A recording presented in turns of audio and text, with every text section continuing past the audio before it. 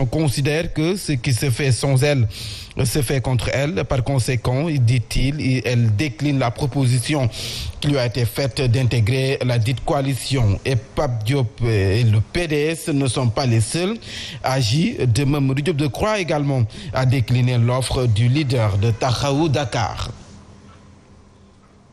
Je vous l'annonçais dans les titres, perturbation du système de transport hier dans le sud du pays. L'augmentation de 100 francs sur les prix des billets de voyage par le président de la gare routière donc de Ziguinchor en est la principale cause. Des chauffeurs qui dénoncent une arnaque des responsables de la gare routière interpellent les autorités à Bignona. Tous les guichets de la gare routière ont été fermés en guise de protestation. Les détails avec Abdourahmane Diallo. Sont très tendus ce mercredi à la gare routière de Ziguinchor. À l'origine, l'augmentation de 100 francs CFA sur les prix du transport. Cette hausse ne passera pas, dit ces chauffeurs très amers.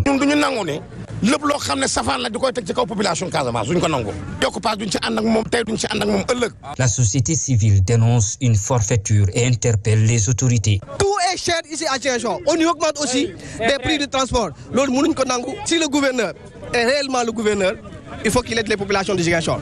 S'il est là... Bignona, pour dénoncer ce qu'il qualifie de la pire arnaque, les responsables de la gare routière baissent rideau. Tous les guichets sont fermés. On dit que c'est un arnaque, un forcing pour essayer d'augmenter le prix du kit et l'État n'est pas au courant. Donc nous disons non. Quitter l'informel pour le formel, c'est la seule explication que les responsables de la gare routière de Ziguinchor avancent pour tenter de calmer les ardeurs. Et puis, risque de confrontation dans l'arrondissement de Lambaye. Le sous-préfet a donné ordre à la gendarmerie d'exécuter l'arrêté interdisant aux collectifs hostiles à Aquatec d'accéder aux forages ruraux. Par conséquent, il crie à la forfaiture légitimée par un abus de pouvoir. Cependant, ces populations prêtes à en découdre tiennent pour responsable le sous-préfet de Lambaye de tout ce qui va, de tout ce qui adviendra. Et Sidi Diop que nous écoutons. Le sous-préfet de Lambaye a fait une décision administrative.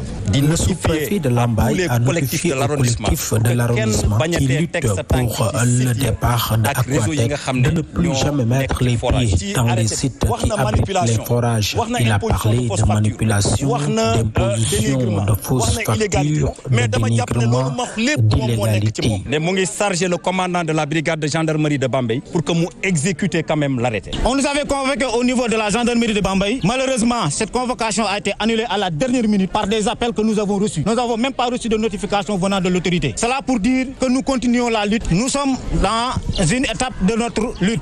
Et tous les moyens qui seront à notre disposition, nous allons les utiliser pour combattre ces autorités-là qui sont incompétentes. Et puis après, nous faisons cap à présent sur Mbacké. Depuis le début de la bataille pour exiger de la Sen'Eau du liquide précieux propre à la consommation, la distribution de l'eau est compromise et les populations du quartier Diamaguène assoiffées ont investi les rues pour crier donc le ras-le-bol. Abdoulaye Diagne. De l'eau, crient les populations de Diamaguène, quartier de la commune de Mbacké. Sa population est assoiffée. Il y a des mois et des mois, le quartier Diamaguène est en proie à une pénurie d'eau. Ce sabotage de la Sen'Eau est à déplorer. Le seul péché de Mbacké, c'est de réclamer une eau saine propre à la consommation. Elle n'en peut plus. Les femmes souffrent, elles arpentent les rues sous le soleil chaud, parcourant souvent des dizaines de kilomètres à la recherche du liquide précieux. Les hommes également ont assez déboursé. Chaque jour, c'est 1000 francs ou bien 2000 francs pour acheter l'eau, alors qu'ils payent leur facture d'eau. Cependant, l'insécurité et l'insalubrité empêchent de dormir à Mbacké, Diamaguène. Diamaguène a été transformé en dépotoir. Il y a une insécurité qui ne dit pas son nom. Pas plus tard que quelques jours, un bois a été tué ici. Cette insécurité est due à une obscurité totale. Il n'y a pas d'éclairage au niveau de Diamaguène. Fâchée avec les politiques, elle compte exprimer le ras-le-bol aux prochaines consultations locales. À présent, cap sur Rufisque où la situation est catastrophique à la cité montagne de Kounoun dans la commune de Sangalkam. En effet, plusieurs maisons ont été englouties par les eaux de la pluie. Des familles ont donc déménagé au moment où d'autres, faute de choix, dorment à la Belle Étoile. Les populations qui ne savent plus à quelle personne se fier ont cependant interpellé le chef de l'État, Macky Sall. Voici la réaction de porte-parole Djibril Tamba. Depuis le 19 août, nous sommes envoyés par les eaux qui viennent des cités Horizon, cité Dabar et Keringaïlo à l'extérieur. Notre problème le plus grave, c'est quoi? Depuis qu'on a alerté les autorités, on n'a vu personne. Moi-même, j'ai pris l'initiative d'appeler le sous-préfet. Je vous dis bien le sous-préfet de Sangalkam. Je l'ai appelé à plus de 6 fois. Il m'avait répondu au début qu'il allait venir, mais jusqu'à présent, il n'est pas venu. J'ai fait des vidéos, je l'ai envoyé pour qu'il voit la situation. Mais jusqu'à présent, il n'est ni venu, ni envoyé ces éléments. Et ce qui est dérangeant dans tout ça, quand vous allez voir dans certaines localités, on va voir qu'il y a des autorités, même locales, qui sont en train de drainer les eaux et les enverser chez nous. Il n'y a pas de courant, il n'y a pas d'eau. Pourquoi cela? Nous ignorons. Il faut aussi déclarer que l'eau n'est pas gratuite, le courant n'est pas gratuit. Pourquoi ne pas nous installer? Nous nous rendons à présent à Mbalé-Kadiaou, une commune située dans le département de Fatick qui manque pratiquement de tout, notamment dans le domaine des infrastructures. L'accès à l'eau et à l'électricité sont toujours des difficultés dans cette localité. Ainsi, le mouvement des forces de l'espoir de Mbalé-Kadiaou tire la sonnette d'alarme et invite les populations à la conscience collective pour changer leur terroir. À Fatick, la correspondance d'Aline Badara Sonko. Mbela-Kadiaou, une commune qui manque de tout, notamment dans le domaine des infrastructures. Le mouvement des forces de l'espoir de Mbela-Kadiaou s'en offusque. La piste, mais c'est pratiquement impraticable. Et donc, nous, on a besoin alors d'accès. On a besoin vraiment alors d'une route pour accéder et revenir dans notre commune. L'éclairage public fait aussi défaut dans la localité. Ce qu'on appelle l'éclairage public ici à Mbela-Kadiaou, tout le monde sait que ça ne marche pas. À Mbela-Kadiaou, centre même, le chef-lieu communal, alors il y a des quartiers qui sombrent pendant la nuit. Il n'y a pas d'éclairage public quasiment. Un peu partout au Sénégal, alors on trouve des lampadaires, les lampadaires solaires là.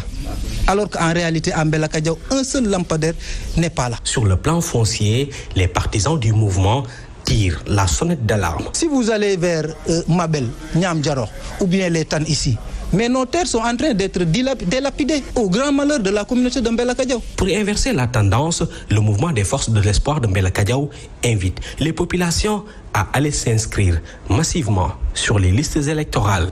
Et puis à Sédhiou, la commune de Djeridji a mis donc en œuvre le concept vacances numériques qui a permis à la formation d'une soixantaine de jeunes élèves et étudiants en informatique. Au-delà donc des connaissances basiques en bureautique, le module sur la navigation Internet a aussi été administré, surtout au niveau aux nouveaux bacheliers pour faciliter les inscriptions en ligne. L'idée de la construction d'un centre de formation en informatique est aussi agitée par le conseil municipal. La correspondance d'Ibrahim Diallo à Sédhiou. Ces vacances numériques sont à mettre à l'actif du maire de la commune de Djeridji, Mohamed Lamine Diawara, qui entend ainsi assurer l'initiation en informatique aux jeunes de sa collectivité territoriale. Cette première édition, appelée vacances numériques, est destinée aux élèves, étudiants, personnels de la mairie, pour les renforcer en informatique. On a constaté que même qu'il y a un grand écart entre la population et les autres parties du pays. La formation a été assurée par Mané Global Service, dont le président directeur général est Pape Madoumane. L'occasion d'initier les jeunes en Word, Excel et PowerPoint.